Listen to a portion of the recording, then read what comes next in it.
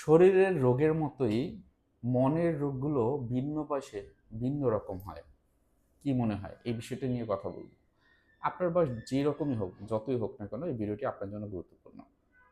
আমি আছি clinical and counselling psychologist Raju Akon.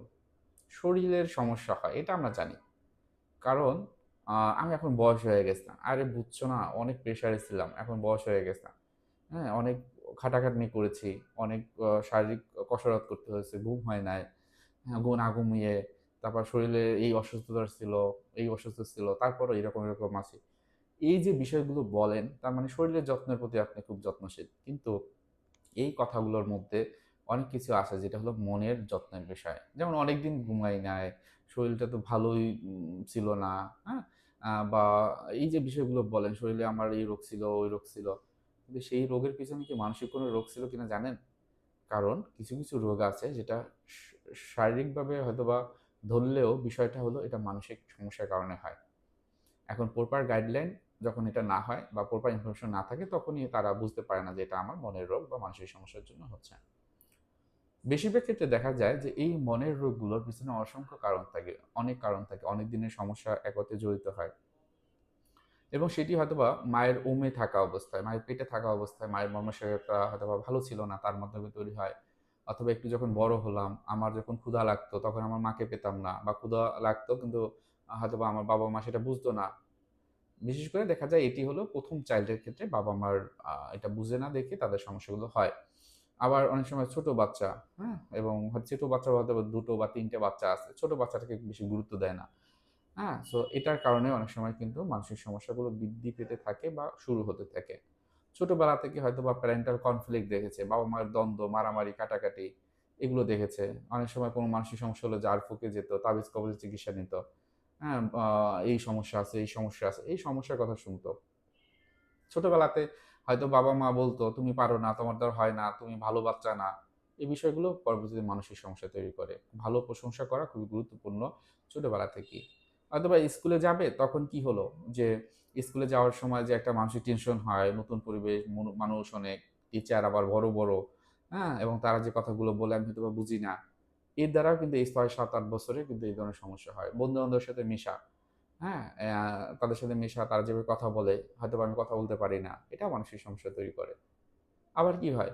Puberty age এসেছে। ছেলে বা মেয়েদের সবারই পরিবর্তন হয়। ছেলেদের হয়তোবা আ যেটা এই সময়টার হয় মাস্টারবেশন অথবা স্বপ্নদোষ, নাইটফল হয়। সেটা সম্পর্কে ভালো শিক্ষা তো সে পায় না। এটা একটা সমস্যা তৈরি করে। মেয়েদের ক্ষেত্রে অনেক সময় মেনস্ট্রুয়েশন এর সমস্যা হয়। পিরিয়ড ঠিকমতো হচ্ছে না, বা এটা হলো, এটা নিয়ে অপরাধবোধ, লজ্জা, ভয় এরকম তৈরি হয়। বাবা-মা সঠিক ইনফরমেশনটা দিচ্ছে না। তখন হয়তোবা সমস্যা তৈরি হলো। আরেকটু বড় হলো অ্যাডোলেসেন্ট পিরিয়ড ১৭-১৮ বছরের ভিতরে। তখন কি হলো? তখন একটা গ্যাং তৈরি হলো। নিজেকে হয়তোবা বড় মনে করে, একটু মাসল হয়। তখন নিজেকে শক্তিশালী মনে হয়, বা নিজেকে একটু সুন্দর করতে হবে। এবং যখন এটা মনে হয় যে না আমি সুন্দর না, তখন নিজের ভিতরে একটা গিল্টি ফিল হয়। অনেক সময় লজ্জা লাগে, মানুষের সাথে মিশে না, সোশ্যালি আইসোলেটেড হয়ে যায়। অনেক সময় এই সময়টায় ভালো থাকার জন্য আ হয়তোবা আ বিভিন্ন ধরনের নেশা জাতীয় বিষয়টা নিয়ে দেখি ১ দিন ২ দিন। বন্ধু-বান্ধবের সাথে মিশলে একটু মাঝে, মাঝে নিবো। হ্যাঁ? বা একটা রিলেশন করবো, সেক্ষেত্রে একটু এই ধরনের একটু বেশি করলামই না হয়। এই ধরনের যে চ্যালেঞ্জিং অ্যাডভেঞ্চারাস কাজগুলো এই সময় হয়। তারপর কি হয়? বড় হলেন, হয়তোবা ফাইন্যান্সিয়াল প্রবলেম না থাকলে লেখাপড়া শুরু করলেন, বা একটা জব করলেন, সেখানে বিভিন্ন রকমের সমস্যা তৈরি হতে পারে। বিভিন্ন চ্যালেঞ্জের মুখে যেতে হতে পারে। পড়াশোনায় ঠিকমতো মনোযোগ দিতে পারছি না, রেজাল্ট খারাপ হচ্ছে, সেটা নিয়েও বিভিন্ন রকমের দুশ্চিন্তা করেন। এটা মানসিক সমস্যা তৈরি করবে। তারপর পড়াশোনা শেষ করলেন, চাকরি করবেন, সেখানে বিভিন্ন রকমের সমস্যা তৈরি হলো।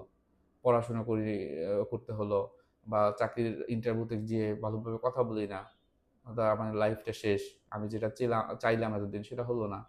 মানসিক সমস্যা তৈরি হলো। সো এই যে বিষয়গুলো, এটা কিন্তু লাইফ লং একটা বিষয়। আমাদের আর এই পর্যন্ত, যেমন এই যে যতটুকু বললাম ২৮-২৯ বছর, বিয়ের আগ পর্যন্ত দেখা যায় এটা যেমন থাকে। বিয়ের পরে কি হয়? বিয়ে হলো, নতুন একটা সংসার, নতুন একটা পরিবার, তাদের সাথে মেশা, সম্পর্ক বজায় রাখা, সেটা হচ্ছে না। ঠিকমতো কথা বলা বা অন্যান্য জিনিসগুলো ঠিকমতো করতে পারছি না। কনফ্লিক্ট হচ্ছে, দ্বন্দ্ব হচ্ছে।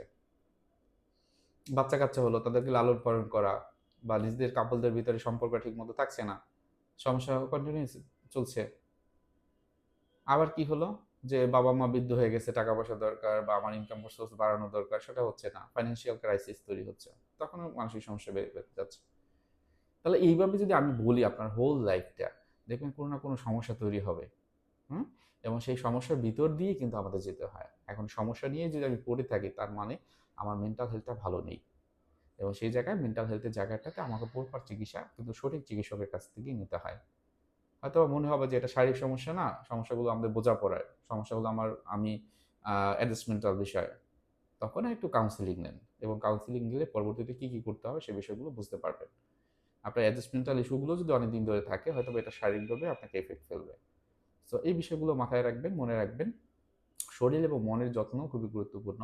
শুধুমাত্র শরীরের শারীরিক স্বাস্থ্য নয়, মানসিক স্বাস্থ্য, সামাজিক স্বাস্থ্য এবং ধর্মীয় স্বাস্থ্য, ৪ টা স্বাস্থ্য নিয়েই আমরা অ্যাজ এ হোল মানুষ। সো এটাকে গুরুত্ব দিন এবং সঠিকভাবে যদি দরকার হয় চিকিৎসাটা আপনি নিলে আপনার জায়গা থেকে ভালো থাকতে পারবেন। এটা আমরা কনফার্ম করে আপনাকে বলতে পারি। তো আজকের ভিডিওটি এখানে রেখে দিচ্ছি। কারো কোনো প্রশ্ন থাকলে অবশ্যই কমেন্ট বক্সে জানাবেন এবং আমাদের চ্যানেলটি সাবস্ক্রাইব করে রাখবেন আশা রাখি। ধন্যবাদ।